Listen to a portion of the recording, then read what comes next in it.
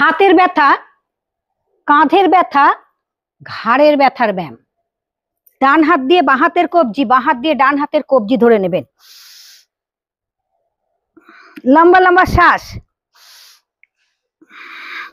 হাতের ব্যথা, কাঁধের ব্যথা, ঘাড়ের ব্যথার ব্যায়াম।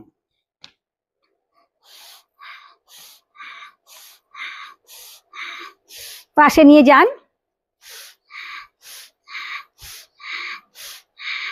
কোনোই কবজি নিয়ে ঘুরিয়ে নিন।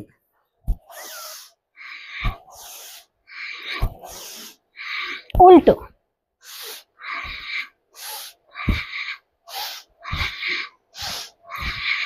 দুটো হাত পাশে রাখুন, হাতকে ঘুরিয়ে নিন। উল্টো।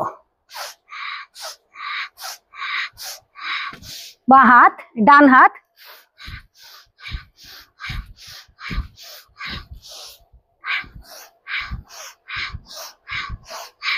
কোমরে হাত, লম্বা শ্বাস।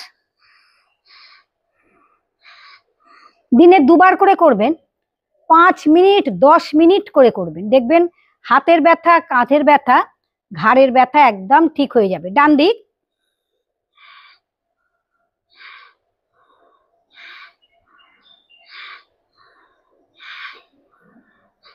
সোজা রাখবেন, পেছনে রাখুন।